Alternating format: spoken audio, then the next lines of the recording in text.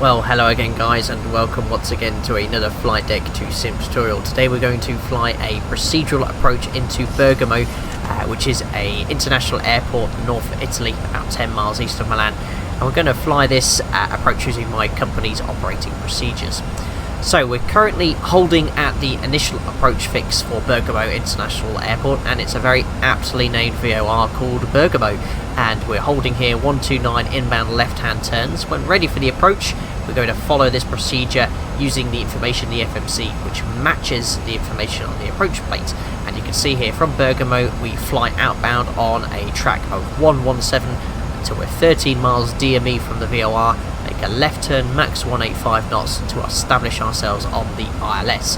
Now, just before we fly the approach, we need to check that everything in the FMC is correct. Descent forecast page, it's not really much populated because we're already holding QNH of 1015 and the temperature down there is 21 degrees. So we've got an ISO of 6. We're currently using live weather and live time for this approach. Fixed rings we have for runway 28. It's 10 miles to establish by flat 1 and then 4 miles thereafter. Now, the important thing with procedural approaches, we need to make sure it matches what we have in the FMC. So if I go to plan, we can see here we're holding at Bergamo. Next point is to go outbound on a track of 117 for 13 miles, which we have. Speed 185 knots maximum for the turn, so we've got a speed restriction which I've inputted myself. And then we want to make sure we don't descend below the altitude restrictions on the chart. So we have 5,000 feet to be 117 13 miles, no lower. And then LASAV 4,000 feet to set the localizer. I'm not sure why there's a bit of a wiggle here. I think that's just PMDG. Certainly wouldn't get that in the real aircraft. And then the center fix at 4,000 feet and passing the NDB on the approach 2,440 feet. So it's all looking absolutely fine to fly this approach in LNAV, and we can use VNAV for descent guidance as well. Good, so looking at the map, we're ready for the approach. Landing performance, in time I will do a tutorial to explain how we calculate it in real life. But for today, we're going to burn about 200 kilos, so I'm just going to put 61.2. Let's just go flat 30, and I think I've already selected order brake 2, and we can now say the aircraft is now fully set up. Frequencies for the ILS I've already got tuned on standby 1087, currently got the VOR tuned. Inbound course is 284, and you can see on the approach chart the minimums, 990 feet, that is set both sides. We'll do the descent checklist, pressurization. We've got the land altitude of, I think it's 850 feet is set. That's when we do checks. It's actually 750. Anti-ice is off. Approach brief and fuel discussed. We can say that's because IS altitude bugs are checked and set. Good. So there you go. The aircraft's not doing a great job holding. Can do that in real life as well. We'd then contact Bergamo approach if we were holding in this case and say Flight Deck to Sim, we are ready for the approach, and they'd say something like Flight Deck to Sim, you're cleared for the ILS X-ray runway to a procedural approach, report established, and descend with the procedure. So that's what we'll do. We'll wait until we are inbound to Bergamo, we'll exit the hold, and we'll go from there. Okay, so now you can just see in the corner of the window there the airport, and we are inbound to the VOR, and we have been cleared for the approach. We can start to think about descending with the procedure. So looking at the approach chart, we need to set the next lowest altitude in the FMC, which is 5,000 feet. So we can set that now. So 5,000 feet is set, 5,000 feet checked.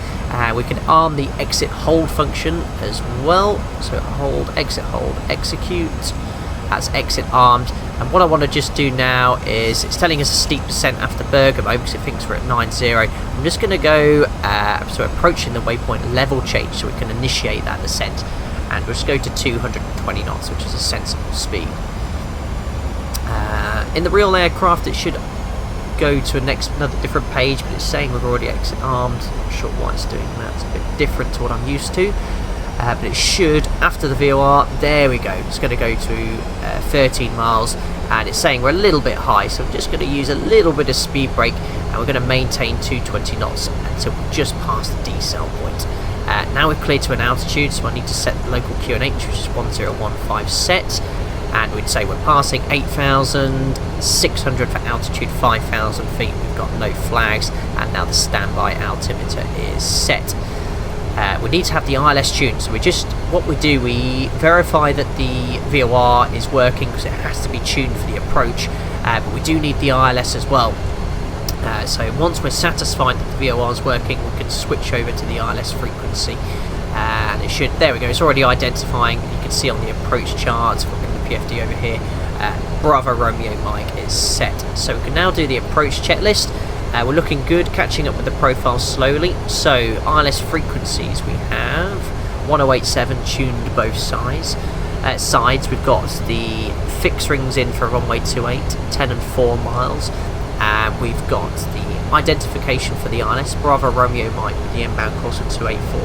And the first officer would check his side as well. Yeah, I've got Bravo Romeo Mike 284. Standby instruments we can now set, which we already have, standby instruments set, and the inbound course is 284, and we would then do the approach checklist, and we would say, because it's very similar to my company's here, altimeters and instruments are set and cross-checked, and the approach aids are checked and set, and we don't have this set in ADI my company, but we can say the approach checklist is complete.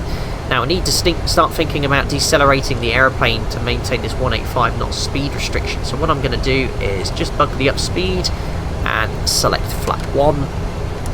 Now I can bug 185 knots. Yeah, that's safely. It's very fortunate with our weight today that flap 1 is exactly 185 knots.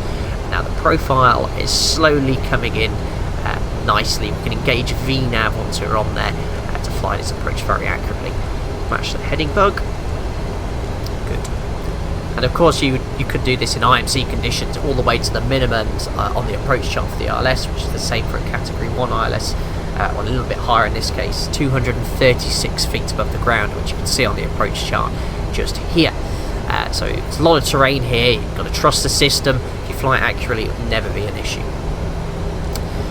Good, so in approaching 185 knots, still a little bit high, still got the speed brake extended, so I'm just going to use flap 2, maintain 185 knots. We want to go with 5,000 feet. Now bringing up the approach chart, we're 1 mile away from the 5,000 feet restriction. We can set the next lowest charted altitude, which is 4,000 feet.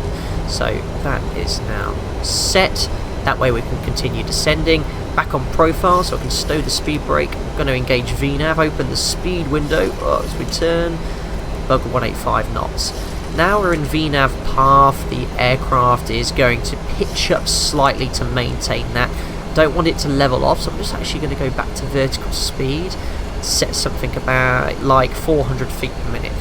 So I know I'm having to talk continuously, but this is exactly what it's like in real life. We have to constantly change the way we fly this aircraft to ensure that we don't level off, descend efficiently, maintain speed restrictions, and descend with profiles. Lots of things to go on here.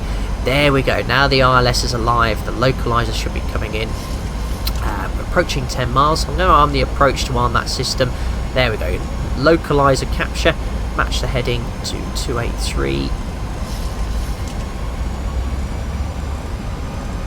Is set, and it glide slope capture, missed approach altitude, looking at the chart, 4,000 feet is there, 4,000 feet is set, and that's it guys. We're now established on the ILS, maintain that speed restriction of 185 knots, we can now select flap 5, bug the 5 speed, and then we can continue from there.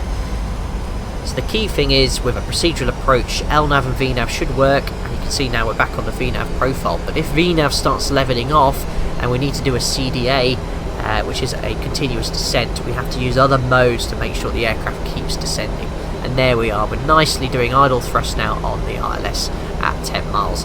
So in real life, we would now contact tower, will be handed over my approach, so we'll say fly date to sim. We're now established inbound on ILS X-ray runway 28, distance approaching 10 miles. Let's say it's very quiet Bergamo, and they've now cleared us to land. And if I look at the current weather conditions using the METAR, it should be 2807 knots as well. So we don't need to adjust the approach speed, it'll be VREF plus 5. That's it, we can now leave it as it is until we get to a distance of 4 miles. We would now seat the cabin crew as well, so I would say, yeah, cabin crew seats for landing using the hand mic pedestal too. Yeah, so very nice approach. You can see the foothills of the Alps here, northern Italy, very popular skiing destination as well. Only about 30-minute ride from Bergamo Airport to be skiing in the southern part of the Alps. Very nice indeed. Good. Bring up progress page 4 legs. Excellent. 2500. So 2500, we'd verify that the pilot monitoring had had the terrain display, and he'd say terrain noted, and you can see here on his ND there is terrain to the north of our current position. All looking pretty stabilised. I can arm the speed brake now in preparation for landing. And in VMC conditions like we have here, we can configure at 4 miles. One thing I want to mention quickly at Bergamo, which is quite unique, the PAPIs, Procedural Approach Path Indicators, the 2 red 2 white lights, are not aligned with the glide path, just like in real life. So if you follow the glide path, you will get 3 reds and then 4 reds, which is not ideal if you're flying visually. So when we get closer, I'll disconnect the autopilot and autothrottle, and I'll start flying the PAPIs, and then you'll see how the glide path gets below us, thinking that we are getting too low. Okay, so that's just a quirk with this airport. Alrighty, so we are approaching 4 miles, so I can start configuring now. So gear down, flap 15, match the speed, do the landing checklist to flaps. So start switches are continuous recall, checked speed brake on, green light, landing gear, down 3 green, we have an order brake of 2 set. We are now holding on the landing flaps. Let's wait until we get to the top of the white arc, which is a good time to configure the landing flap.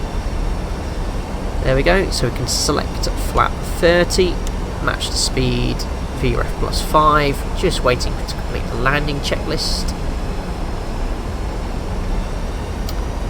There we go, so flaps, we have 30 required, 30 required, 30 set with the green light, and the landing lights are on. Landing checklist is complete. And that's it, let's have a go hand flying this approach. Just put the PFD down here to aid me. You can already see it's gone to 3 reds, as I mentioned earlier. I'll disconnect the autopilot autothrottle. And I'm initially going to follow the flight directives, but because it's going to put us slightly low, I'm going to start looking at the PAPIs as well. I'm going to pitch slightly up. And it's a visual manoeuvre now, so I'm looking mainly outside. Good, so even though the ILS is telling me to descend, we're still 3 reds. There we go, now we're on profile. I'm going to descend visually. And look at the glide path, it's saying we're 1 dot high, but the PAPIs are saying we're on profile. So I'm now looking outside primarily. Bit of a dirty dive, so level off slightly, bit low on speed at thrust. Keep making small corrections. I'm not meant to be using the rudder, it's my joystick, very sensitive. Now I'm very low 4 reds. Coming over the threshold.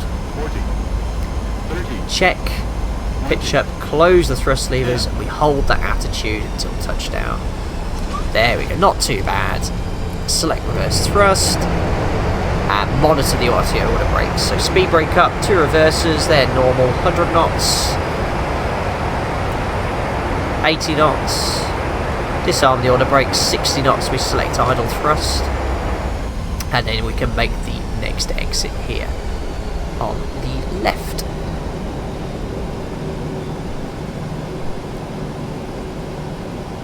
There we go, start braking again manually. Captain can stow the speed brake now. Here's a decent taxi speed. Turn off the weather radar.